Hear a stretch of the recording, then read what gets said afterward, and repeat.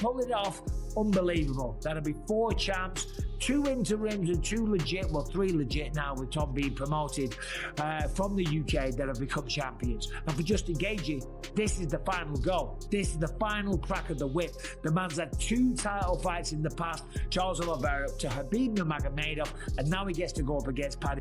I am not saying that Paddy deserves this more than Arman, but I'm just saying because he hasn't fought, because Ilya hasn't fought, and I suspect they want to get into a training camp. If they haven't even started one already, I suspect they're going to want to announce this, get rolling with the promotion. There's a lot of history there, and you have Arman sit in the front row, and you say he is next. Like, let's get some decorum here. Let's start figuring out who's next. What's the pecking? New Paramount deal's fight is coming fast, and the 2026 opener feels like a storm ready to explode.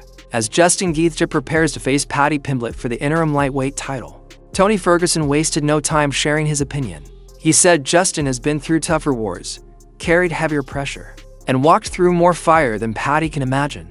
According to Tony, Paddy's energy comes from being new and fresh, but Justin's hunger comes from pain, mileage, and battle scars. He warned that once the cage door closes, youth and hype won't match experience and suffering. Paddy's not bad. He's very beatable, and Gaethje's very beatable as well. But when it goes into the passion and how upsetting Justin Gaethje has always been about not getting that real title shot, and they just keep dangling it right there again, Paddy's in for a new treat, right? Paddy's the one that's never fought for a belt. He's going in there. He's going to be trying to, get that stuff. He's going to feel a little bit more pressure. He's going to have that little bit of excitedness in my. I mean, the fight not happening. It's Justin or Paddy now. Paddy got to get past Justin. Justin's a tough fight, bro. I don't know. A lot of people sleeping on Justin on the Paddy fight, which just makes me ridiculous. Arman quickly jumped into the debate, fueled by his rivalry with Paddy. He said Justin is the only deserving contender, pointing to the elite names he's already fought and the rankings he's earned. Arman believes Paddy still has major technical flaws that fans ignore because of his popularity, and that Gaethje will expose them with relentless pressure. In his view, this fight won't be close. He expects Justin to dominate every round and silence the crowd with a brutal finish. If you need the help, let me know. I'll fly to you and help you. Really? I mean, I want him to win, and this guy, I hate him. But I hope Justin Gaethje not gonna drink, party, gonna train, dedicate himself, be focused. It's his last chance in this life. He was fighting for the title maybe 5 times. So this is his chance and the end of his career. Win the interim title, fight for the real title. Not everyone agrees. Some analysts warned that overlooking Paddy could be a mistake. They pointed out that his timing, awkward movement, and constant improvement make him dangerous for anyone, including Justin. They argued that fans often get distracted by personality and forgettability, but Paddy has enough skill to shock anyone expecting an easy night for Gaethje. Confidence mixed with unpredictability can be a serious weapon. Will he dance around the octagon? Yes, he will. Will he try and replicate the game plan of Max Holloway? Of course he will. Who wouldn't try and do that? You aren't going to stand and go toe-to-toe with Justin Gaethje because the man does have knockout power. But underestimate Paddy at your peril. That's all I'll say about that one, but that is a phenomenal. Caution that Justin may be under heavy pressure, possibly facing his last real chance at UFC Gold. That kind of urgency can affect decision-making. He can't afford to rush, swing wild early, or fight emotionally. If the pressure gets to him, it could open the door for Paddy to steal rounds or create chaos. The psychological battle might become just as important as the physical one.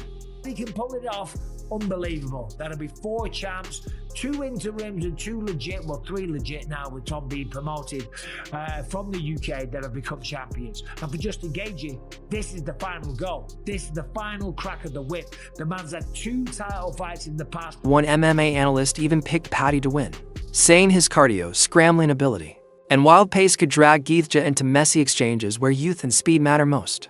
He believes Paddy thrives in chaos, and if the fight turns ugly, Paddy's willingness to take risks, even bad ones, could actually work in his favor, especially since Justin sometimes leaves openings when he attacks a Paddy Pimblett, I reckon Pimblett's going to win. He keeps at very good range, keeps his distance a lot, doesn't get caught up in the pocket too much, throws in volume when he does throw a lot of the time with his 1-2, 1-2, and then a jump knee, and a lot of dynamic things that can get the better of Gaethje. Plus, he's going to mix in the takedowns. And Gaethje's getting up there in his career. He's just going through more and more wars, more and more scraps, a ton of time off. Pimblett coming into his prime, has been in shape for a while for this matchup. Another surprising voice also backed Paddy, saying his offense is sharp enough to capitalize whenever Gaethje overextends. He broke down how Justin creates openings in wild exchanges, and how Paddy, if composed, has the accuracy to land damaging shots. Despite their differences, he admitted Paddy is dangerous in certain striking situations, and said he wouldn't be shocked if Pimblett pulled off something big. Fascinating, sure. Justin Gaethje against Paddy Pimblett, me against Islam. Once I pass him, I get the title, and you put me against Paddy. Do you think Paddy's going to beat Justin Gaethje? Easy. That's a crazy thing to say because Justin Gaethje, animal. Yeah, but he doesn't know how to grapple, and Paddy knows But he's that. a Division I wrestler. He knows how to grapple. You don't think he knows how to grapple? He just Predictions everywhere. This matchup has sparked major controversy. Many fans question Arman Tsarukyan being left out, and Ariel Helwani led the criticism. He said the UFC chose storyline and business over sporting merit, favoring the Pimblett rivalry instead of the rightful top contender. In his view, interim title fights should feature the best available challenger, and skipping Arman damages the division's credibility.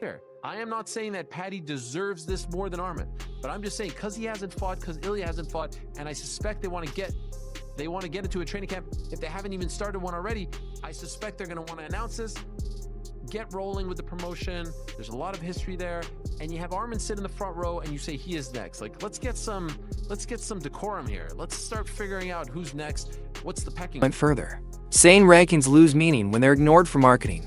He argued, the lightweight division becomes chaotic when merit is bypassed, especially for title fights. Fans, he said, deserve transparency, and this decision feels driven more by hype than by competitive logic. You need an interim title fight. Honestly, it should have been the co-main event, 5-round, #1 contender fight, Ilya versus Arman, second half of the year. What's the problem with that? And now what you just said, because he reiterated this in the Instagram Live, the winner of this fight is going to fight Ilya. What happens to Arman? Arman's going to have to fight who? What is going on? What does Arman Tsarukyan have to do to get a shot at the belt now? I know he had the fight back in January. He got hurt. Sue the guy. He sat patiently. He went out there. He steamrolled right through Dan Hooker. He did exactly what he had to do. He did what Khamzat and Islam did not do. He finished his opponent on the ground in dominant, impressive fashion. And now what is he? Now he's just floating in the wind. And he's not even next. Well, then we go, man, the way he beat Chandler, we've never seen that before. But Ilya's a different beast. He's a savage. But so is Arman Tsarukyan. I believe that Arman versus Ilya is the fight, man. 100%. From the interactions they have, the way that you can tell that those guys don't like each other. Ilya said he slapped him the other day. Arman said he touched his face, and now he's saying he slapped him. It's easy to build a fight between these two, because when you build a fight between these two, you feel like it's going to be... Well, to nullify it, ladies and gentlemen, that is by far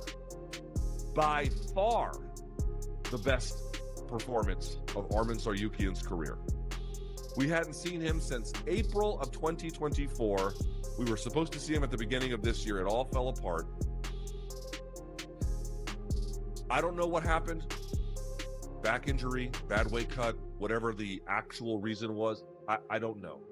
What I do know is that guy who you just saw there at 155 pounds, and that means I'm excluding Islam from this conversation for the present moment. That is by far